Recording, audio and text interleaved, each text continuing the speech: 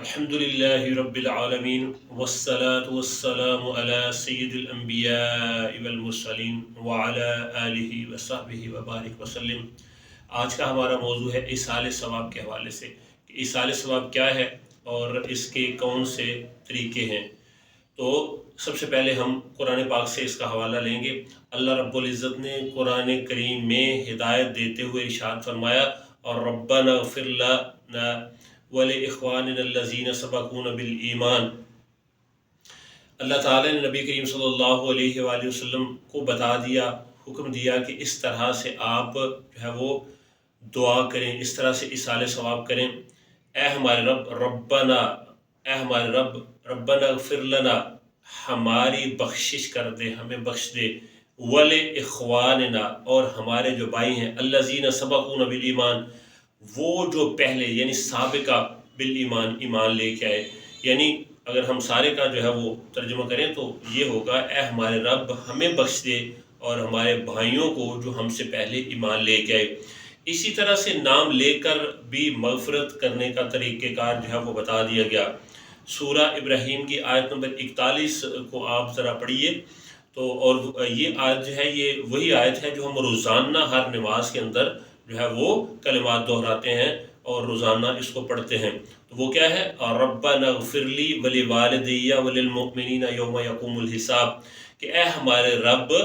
میری بخشش کر دے، ولوالدی، اور میرے والدین کی بخشش کر دے، وللمؤمنین یوم یقوم الحساب، اور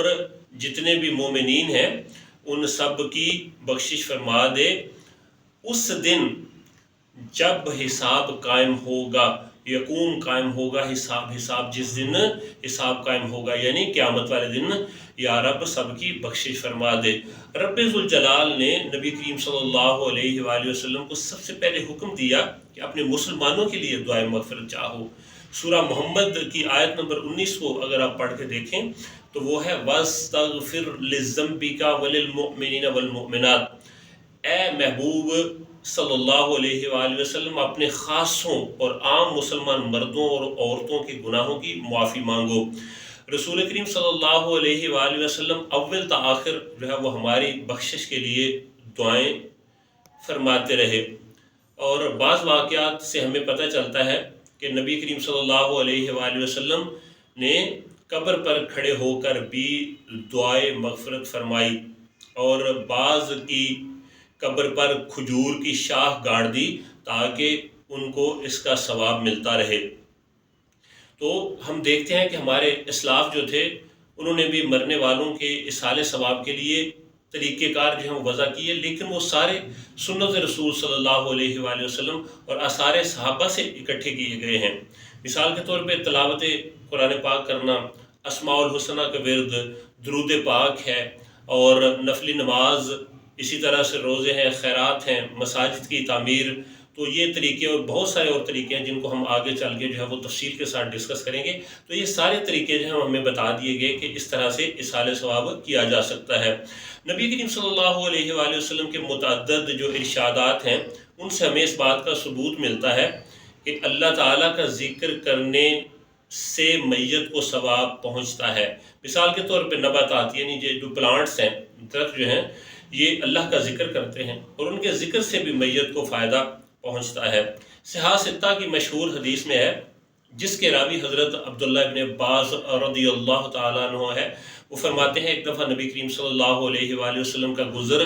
ایک باغ میں سے ہوا، تو وہاں پہ جو ہے وہ دو آدمیوں کی آپ نے آواز سنی، تو ان کی قبر میں عذاب ہو رہا تھا، اور کسی بڑی بات کے اوپر عذاب نہیں ہو رہا تھا کہ جس سے بچنا مشکل ہو۔ ایک اپنے پیشاب سے پرہیز نہیں کرتا تھا، اس کے کپڑے خراب ہو جاتے تھے پیشاب کی وجہ سے، تو وہ چھینٹوں سے یعنی نہیں بچتا تھا، اور دوسرا جو ہے وہ چغل خوری کرتا تھا۔ تو پھر نبی کریم صلی اللہ علیہ وآلہ وسلم نے کھجور کی ایک تازہ شاخ جو ہے وہ منگوائی، اس کے 2 ٹکڑے کیے اور ہر قبر کے اوپر ایک ایک شاخ کو گاڑ دیا۔ تو صحابہ نے پوچھا کہ یا رسول اللہ صلی اللہ علیہ وآلہ وسلم آپ نے ایسا کیوں کیا؟ تو نبی کریم صلی اللہ علیہ وآلہ وسلم نے فرمایا کہ دونوں اس لیے کیا کہ دونوں اس طرح کرنے سے دونوں کے عذاب میں تخفیف ہو جائے گی، یعنی اس میں کمی آ جائے گی جب تک یہ دونوں شاخیں طاریہ گیلی رہیں گی۔ بعض لوگ جو ہے ان کا یہ خیال ہے کہ اصال ثواب جو ہے نا وہ نہیں ہوتا، اور اس سے وہ منع کرتے ہیں اور کہتے ہیں کہ مرنے والا مر گیا، اس کے اعمال جو ہیں وہ سارے ختم ہو گئے، تو ہمارے کسی عمل سے وہ کہتے ہیں کہ مردے کو کوئی فائدہ نہیں پہنچتا۔ تو آئیے دیکھتے ہیں کہ قرآن پاک میں اس کی دلیل ہم ڈھونڈنے کی کوشش کرتے ہیں۔ سورہ توبہ کی آیت نمبر 103 جو اس کو پڑھیں، وَصَلِّ عَلَيْهِمْ إِنَّ صَلَاتَكَ سَكَنٌ لَهُمْ، یعنی ان کی نماز جنازہ پڑھو تاکہ ان کو سکون حاصل ہو۔ حضرت عبداللہ ابن عباس رضی اللہ تعالیٰ عنہ جو ہے اس کی تفسیر اس طرح سے کرتے ہیں، آپ فرماتے ہیں کہ اس کا مطلب یہ ہے کہ ان کے حق میں دعائے خیر کرو، بے شک تمہاری دعا ان کے دلوں کا چین ہے۔ حضور نبی کریم صلی اللہ علیہ وآلہ وسلم نے متعدد صحابہ اور صحابیات جو ہیں ان کی نماز جنازہ بھی پڑھائی، اور پھر ان کے لیے مغفرت کی دعا بھی آپ کرتے رہے۔ حضور نبی کریم صلی اللہ علیہ وآلہ وسلم اور خلفائے راشدین کے جو عہد مبارک ہیں اس میں بھی مردوں کے لیے اصال ثواب کے طریقے جو ہیں وہ وضع کر دیے گئے، بتا دیے گئے، اور اس پر عمل کیا گیا۔ مثال کے طور پہ سورہ یاسین کا پڑھنا، میت کو چومنا، کسی بزرگ کے پہنے ہوئے متبرک کپڑے جو ہیں اس میں اس کو کفن دینا، میت کے کفن پر کوئی آیت، کلمہ طیبہ یا عہد نامہ یا دعا وغیرہ لکھنا، جنازہ دیکھ کر اس کی تعریف کرنا، یعنی جب کوئی جنازہ آپ کے پاس سے گزر رہا ہو یا آپ کو پتا ہو کہ یہ بندہ جو ہے وہ دنیا سے چلا گیا ہے، تو آپ اس کی تعریف کریں، اگرچہ جو ہے وہ اس کے اعمال آپ کو پتہ بھی ہو، لیکن حکم یہی ہے کہ وہ اپنے اعمال اس دنیا سے لے گیا، آپ اس کے بارے میں کوئی ایسی بات نہیں کریں۔ اسی طرح سے نماز جنازہ میں کثرت مصلیان، یعنی کہ اگر بہت زیادہ نمازی آتے ہیں تو اس سے بھی جو مردہ ہے اس کو فائدہ ہوتا ہے۔